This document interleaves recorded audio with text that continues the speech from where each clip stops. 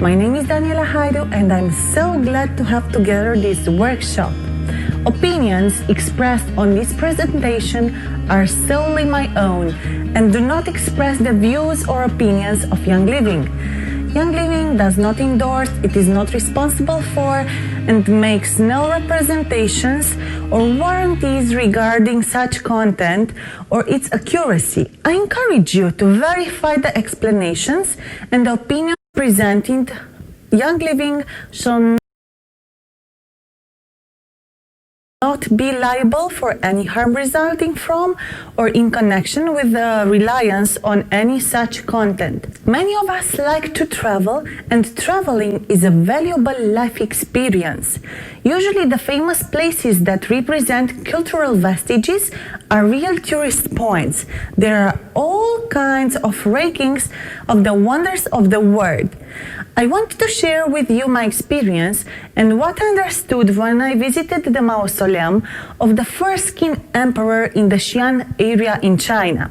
The Terracotta Army is a collection of terracotta sculptures depicting the armies of the first emperor of China. It is a form of funerary art buried with the emperor in 2010 before Christ with the purpose of protecting him and protecting the emperor after life, which was not discovered until 1974. The small figures are all different with their horses, their chariots and weapons. The fighters vary in height according to their roles, with the tallest being the generals. Estimates were that the Terracotta Army held more than 8,000 soldiers, more chariots, horses, and over 150 cavalry horses, which majority of them remained buried in the pits. What amazed me was the fineness and the care with which these statues were made. The sculptures and the painting detail have given a specific and individual uniqueness to each soldier. And you know, there were over 8,000. I wonder then if they knowed and worked so masterfully for something they knew would be buried. How shall we work? When we raise children, we often hear expressions about what is worthwhile and what is not. Others are rich in advices, but you know, every mother will know her child. I want to tell you a few things about what matters and are a long-term value to your children and your children's children. Come with me and think of them. Raising children has the same value as raising generations and the same responsibility. Do you take care of their microbiome? It is their hidden treasure. Do you take care of it? The face of each soldier is constructed to be unique, like our microbiome. Let's see some factors how we effectively can influence our children's microbiome. It is unique, similar to our fingerprint. It turned out that our intestinal microorganisms participate in a lot of physiological processes, including immune system function, inflammation, detoxification, nutrient absorption, feeling hungry and full, use of carbohydrates and fats, production of neurotransmitters and vitamins. All these have an important role to say when it comes to the predisposition to allergies, asthma, ADHD, cancer, diabetes, or dementia. In short, everything about our health, how we feel physically and emotionally, depends on the state of our microbiome. Is the healthy dominating so-called friendly beneficial bacteria, or is he sick and overcrowded with bad unfriendly bacteria? Therefore, the way we are born influences the initial development of the microbiome, which influences the level of inflammation in the body. So, there are differences between babies born naturally and those born by cesarean section when it comes to the microbiome. Maternal diet during pregnancy is related with the infant stool microbiome in a delivery mode dependent manner. Mode of delivery affects the bacterial community in the newborn gut. A baby's first exposure to the natural microbial world occurs during vaginal delivery. A woman's vaginal flora carries lactobacilli bacteria, which make the vaginal canal more acidic, a way that helps in establishing defense against pathogenic bacteria. In contrast, cesarean delivery is associated with long-term differences in intestinal flora. Why? The primary gut flora in infants born via C-section is disturbed for up to 6 months after birth, and children born via C-section have less protection against pathogenic invaders than infants born via vaginal delivery. Currently, it is estimated that more than 32% of the babies in the United States are born via C-section, and in Romania, unfortunately, is near 60%. What about this percent in your country? Search on the internet and see.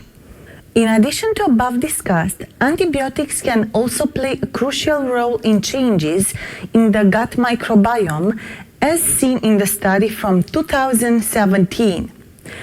Antibiotics represent 25% of the total medicines administered to children.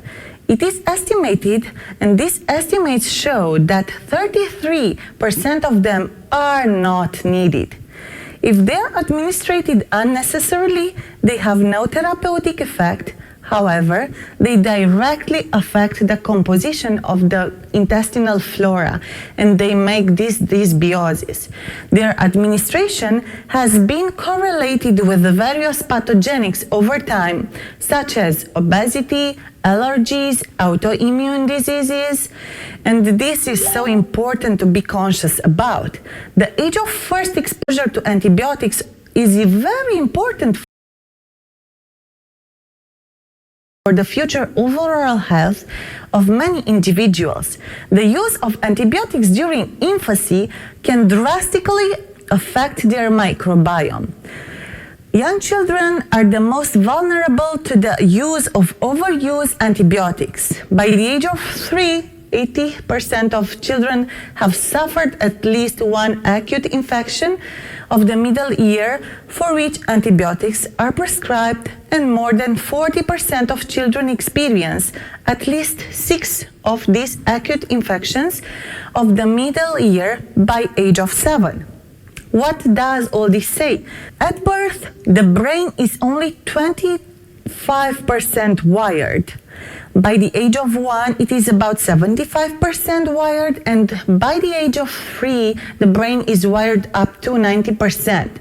At the same time, microbial colonization is actively taking place, setting the stage for future digestion health outcomes, as well as mental health and well-being.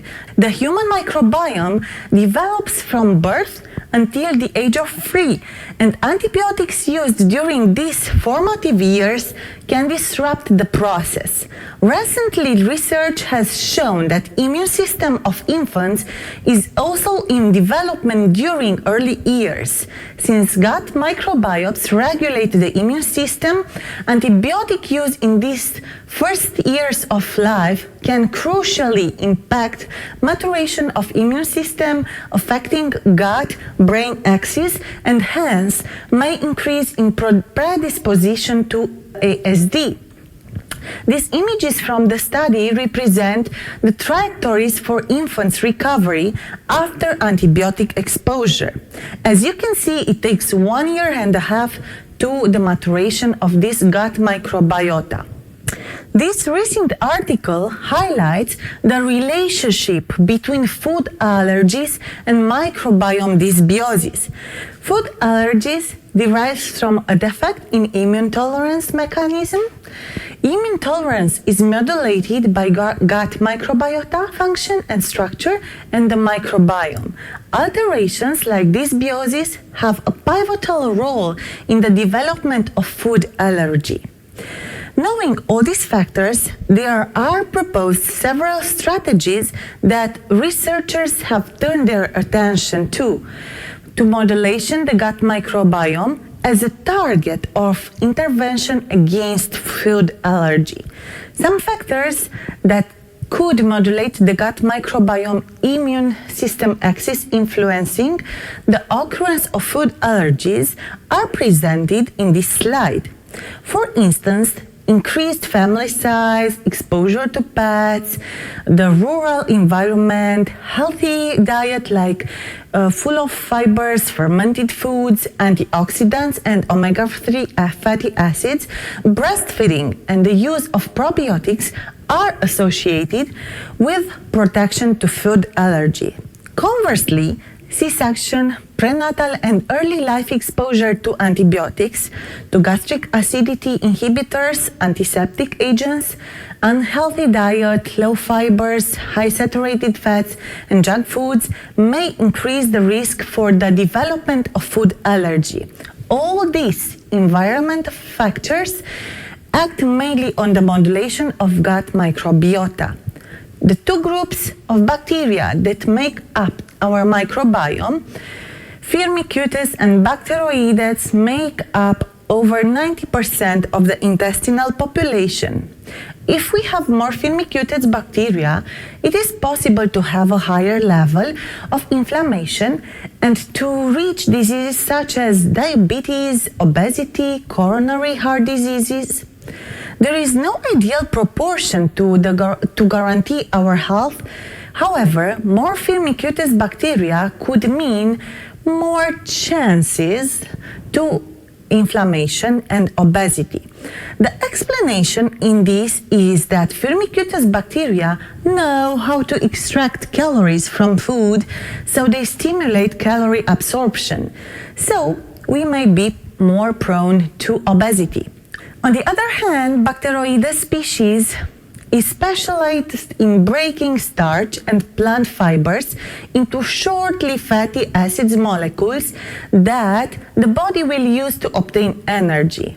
We know that gut bacteria can play an influential on our health and even our behavior, but new research is highlighting the potential role of our gut microbiomes in children's behavior. For example, a study from Ohio State University looked at the stool samples of 77 children ranging from 18 to 27 months of age. And what they found was that children who had more diverse range of gut bacteria tended to be more extroverted, as well as curious, sociable, and impulsive. Along the intestinal cell wall are bacteria and enzymes. When some processes are imbalanced, dysbiosis is produced. Dysbiosis is a term used to describe an imbalance of gut microbes. The symptoms of dysbiosis are gas, bloating, diarrhea, and/or constipation.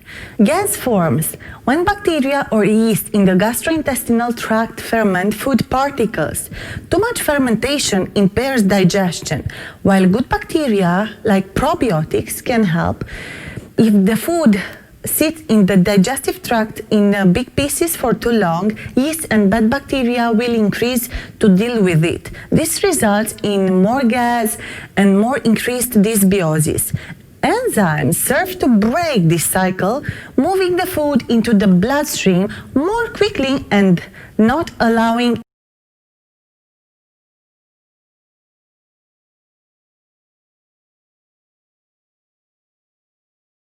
it to sit in the gut, then preventing the gas. Enzymes are large protein molecules that control biological reactions. These reactions occur outside the cell lining the gut. Digestive enzymes action to break large food molecules into very much smaller building blocks units. These can be readily and rapidly absorbed through the gut wall and into the bloodstream for transporting them to the liver and from there to other parts of the body. The main enzyme production structures of the human digestive system are salivary glands, stomach, pancreas, liver, and small intestine. The analogy that is often used to describe the action mechanism is that of a key fitting into a lock. The enzyme serves as a lock, and the attracted molecule, called as a substrate, is the key. Enzymes facilitate building compounds, transporting of the elements, eliminating and the breakdown of the substrate in the body. Enzymes require minerals and vitamins to function. So, they are the key players in the glandular and hormone processes. Did you know that enzyme production is decreased when you are exposed to stress, when you're exposed to antibiotics, to chemical cleaners, pain relievers, microwave radiation, food that is not living, processed food, high heating over 100 degrees, and even some raw foods because enzymes are used to break them down. Eating non-living food sources replete our enzyme stores, and they are not replaced without sufficient living food. Now, in our family, I challenge my kids to eat as much as possible fruits and vegetables. It can be your family goal too. What happens if we don't have enough enzymes? The gut is intricately involved in so many processes. If we don't have enough enzymes, we could have trouble digesting our food. You can also have a combination or seemingly unrelated symptoms. These can all be related to our body not having enough building blocks for our body proper operation. Gut health is the key to overall wellness. We need the gut operating optimally, and one way to assist this process is through good digestive enzymes. Enzymes are very valuable because after digestion is completed and enzymes are finished breaking down, they enter the bloodstream as amino acids, which are the building blocks for proteins. Enzymes enter the bloodstream to cleanse foreign materials, help remove free radicals and potential allergens. Enzymes return to the liver and the pancreas and are used again and again. Remember, there are thousands of enzyme variety. As we can see in this slide, enzymes are specialized only on one different type of foods, like amylase digests starch and carbohydrates. Lipase helps to digest fat. Peptides help to break down the proteins into amino acids. So, when we look for a qualitative food supplement rich in enzymes, it's important to look for one which has a good variety of enzymes. So, when we look for a qualitative food supplement rich in enzymes, it's important to look for one which has a good variety of enzymes. In this way, you ensure to touch all the food segments like carbohydrates, proteins, and lipids. Looking to Young Living's food supplements for children, we can see that KidsScent Mighty Pro, this one, is a unique supplement specially formulated for children aged 2 years plus. It's packed in an easy one-dose packet that can be taken almost anywhere you go. This supplement features over 8 billion active live culture. It has a great tasting formula that can be added to cold food and drinks for easy consumption. It supports gastrointestinal and immune health in children. As ingredients, it contains the following bacteria stains, like Lactobacillus paracasei, Lactobacillus acidophilus, Lactobacillus plantarum, Lactobacillus rhamnosus, Streptococcus thermophilus, and Bifidobacterium infantis. There are two main ingredients like Fructolis agaricus and Ningxia wolfberry fruit powder.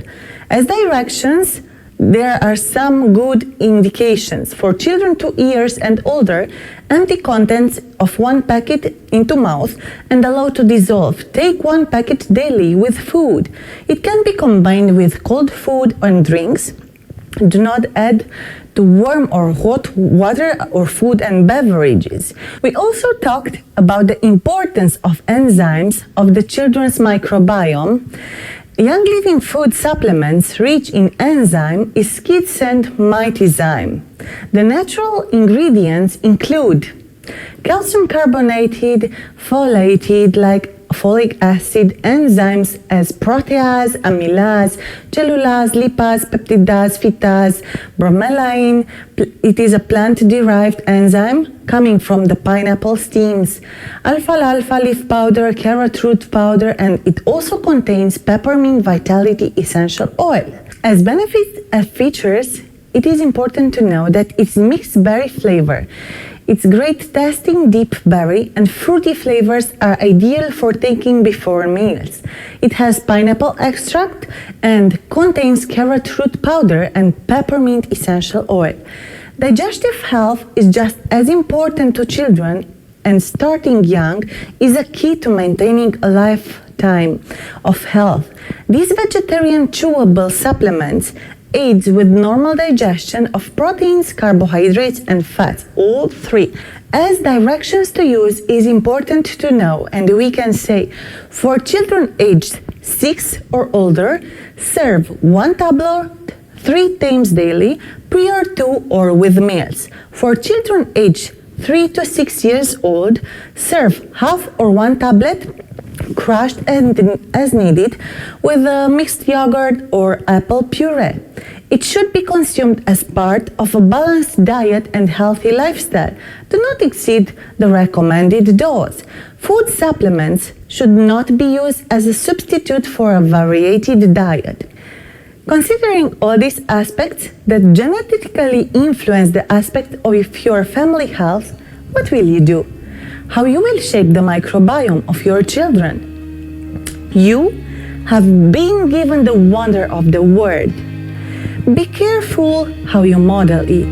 Thank you for your attention.